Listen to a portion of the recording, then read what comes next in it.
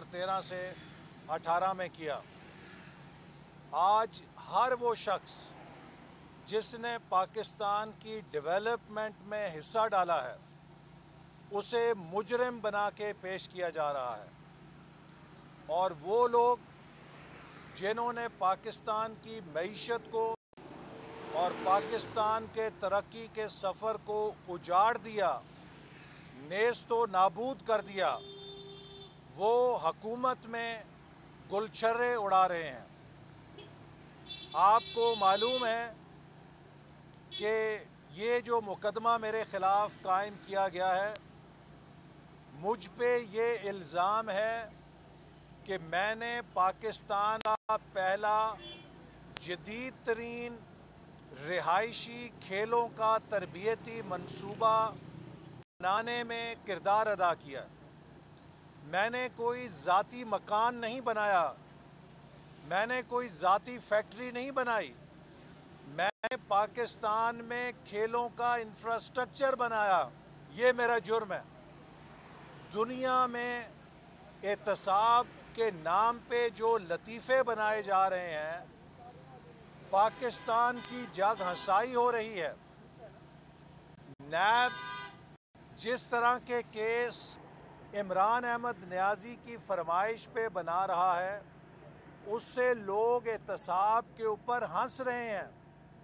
یہ لطیفہ بن گیا ہے کہ سپورٹس سٹی بنانا پاکستان میں جرم ہو گیا ہے۔ میں کئی دفعہ کہہ چکا ہوں، ایک دفعہ پھر کہتا ہوں، عمران نیازی کو کہتا ہوں کہ پاکستان کی ساری انٹیلیجنس تمہارے زیر کنٹرول ہے، نیب تمہارے پاس ہے، ایف آئی اے تمہارے پاس ہے، اینٹی کرپشن تمہارے پاس ہے۔ 3200 ارب روپیہ میری وزارت سے ترقیاتی بجٹ ریلیز ہوا، 3200 ارب روپیہ میں نے اپنی وزارت سے ڈیولپمنٹ کا جاری کیا۔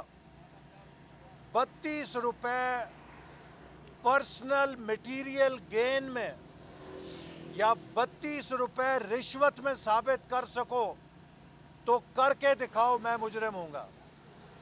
لیکن یہ کہنا کہ آپ نے اختیارات کا ناجائز استعمال کر کے کھیلوں کا ایک ایسا ڈھانچہ بنایا جو بین الاقوامی معیار کا تھا، یہ آپ کا جرم ہے، تو یہ جرم تو ہم بار بار کریں گے۔ اور اس ریفرنس میں آپ کو یہ سن کر حیرت ہوگی کہ ہر قدم کی منظوری موجود ہے۔ PC1 بنایا گیا، CDWP نے اس کی منظوری دی، جو متعلقہ فورمز ہیں وہاں سے یہ پروجیکٹ منظور ہوا۔ نارووال ضلع میں سپورٹ سٹی کا 3 ارب روپے سے منصوبہ کم ہے یہ، لیکن تمام قواعد و ضوابط کے مطابق منظوری لے کر بنایا گیا۔ اگر اس پہ جو دفعہ لگ رہی ہے، مجھے تو لگتا ہے کہ حکومت کا اصل ایجنڈا کچھ اور ہے۔ حکومت کرتارپور بنانے والوں کو فریم کرنا چاہتی ہے، چونکہ اگر سپورٹ سٹی بنانا جرم ہے جس میں PC1 بنا، جس میں ٹینڈرنگ بھی ہوئی، جس میں تمام قانونی کارروائیاں پوری ہوئیں، تو 17 ارب روپیہ نارووال میں جو کرتارپور کی تعمیر پہ لگا، اس کا تو PC1 بھی نہیں بنا تھا، PC1 منظور بھی نہیں ہوا تھا، CDWP سے بھی منظوری نہیں ہوئی تھی، ایکنیک سے بھی منظوری نہیں ہوئی تھی، اور پروجیکٹ سنگل سورس کے اوپر بنا، ٹینڈرنگ بھی نہیں ہوئی تھی۔ تو وہ حلال ہے، اور نارووال سپورٹ سٹی جہاں پہ PC1 اپروو ہوا، CDWP نے اپروول دی، کیبنٹ نے، نیشنل اکنامک کونسل نے، پارلیمنٹ نے اپروول دی، وہ منصوبہ حرام ہے۔ یہ کیسا انصاف ہے؟ میرے خلاف میٹرو واچ نامی کوئی اخبار ہے جس کی ردی میں شاید پکوڑے بھی نہیں بکتے، اس کے اوپر نیب نے ریفرنس بنا دیا۔ جنرل عاصم سلیم باجوہ پر पूरे पाकिस्तान नहीं दुनिया के मीडिया में शोर मचा। वहाँ पे पर जल जाते हैं, वहाँ पे कोई कार्रवाई नहीं कर सकता। 400 अरब रुपए की करप्शन आटा और चीनी स्कैंडल में सामने आ चुकी है, उस पे नैब नहीं बोलता। 122 अरब रुपए LNG के बेवक्त के टेंडरों से मुल्क को टीका लगा, उस पे कोई नहीं बोलता। 100 अरब से ज़्यादा PIA को नुकसान हो गया वज़ीर आज़म और वज़ीर हवाबाजी के गैर ज़िम्मेदाराना बयानात की वजह से। पाकिस्तान की पूरी एविएशन इंडस्ट्री बैठ गई, मुल्क की साख बैठ गई, उस पे आंखें बंद हैं, कोई नोटिस नहीं लेता। तो ये जो नाटक और ड्रामा चल रहा है, इसको पाकिस्तान के लोग भी समझ चुके हैं। और मैं ये बात भी बताना चाहता हूँ कि हमारे इल्म में है कि 4 एजेंसियों को मिलाकर पंजाब में एक कमेटी बनाई गई है जो मुस्लिम लीग नून के MPAs, MNAs, chairman union council, बल्दियाती नुमाइंदे और ओहदेदारों के खिलाफ पूरे सूबे में झूठे केस बनाने पे मामूर है। और अगर ये इंतकामी कार्रवाई का सिलसिला बंद नहीं हुआ तो हमें उन लोगों के नाम लेने पड़ेंगे जो इस कार्रवाई के पीछे हैं और जो इसको कर रहे हैं। मैं पाकिस्तान के सिक्योरिटी के इदारों को कहना चाहता हूँ, आप बराए मेहरबानी दहशत गर्दी का सामना करें, मुकाबला करें जैसे आप पहले करते थे। हुकूमत का सियासी आलाकार ना बने। आपको हुकूमत अपने बका के लिए इस्तेमाल कर रही है। आप पाकिस्तान के सिक्योरिटी के इदारे हैं, खुद को सियासत से बालातर रखें।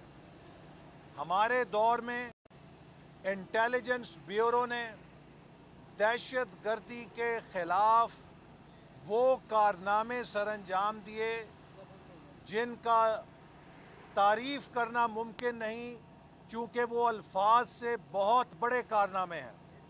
चाहे वो कराची का अमन था, चाहे वो दूसरे इलाकों में अमन था, इंटेलिजेंस ब्यूरो के जवानों और अफसरों ने पाकिस्तान को महफूज बनाने में गरां कदर खिदमात सरअंजाम दी।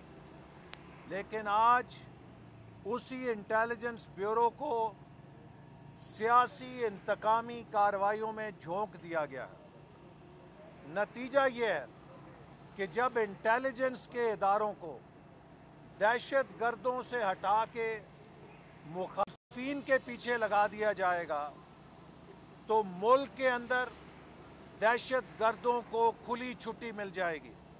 और आपने देखा पिछले 1 साल से वो दहशत गर्दी जिसको हमने ख़त्म कर दिया था वो फिर सिर उठा रही है। और मैं उन लोगों से भी ज़रा सवाल करना चाहता हूँ कि जब माजी में हुकूमत कोई छींक मारती थी तो वो पूरा जोर लगा के साबित करते थे कि जनाब ये तो फ्लू हो गया है।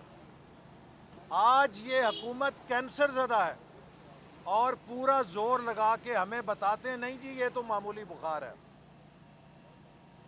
इस धोखे से निकलें। और पाकिस्तान आज जिस मुआशी तबाही की तरफ जा रहा है, अगर इस तबाही के रास्ते से यू टर्न ना लिया गया तो वो वक्त दूर नहीं जब कोई पाकिस्तान की हुकूमत संभालने के लिए तैयार नहीं होगा। और इस मकसद के लिए PDM इंशाअल्लाह ताला अपना किरदार अदा करेगी, इस हुकूमत को घर भेजेगी। मुल्तान के अंदर जो इंतकामी कार्रवाइयाँ हो रही हैं, जो पकड़ धकड़ हो रही है और जिस तरह हुकूमत का सांस फूला हुआ है, हुकूमत की टांगें कांप रही हैं, वो इस बात का सबूत है کہ یہ حکومت عوامی تائید کھو بیٹھی ہے. ہمارے دور میں پی ٹی آئی نے سینکڑوں جلسے کیے لیکن نہ ہماری ٹانگ کانپی نہ ہمیں سانس چڑھا، اس لیے کہ ہمیں اپنی کارکردگی اور عوام کی تائید پہ اعتماد تھا.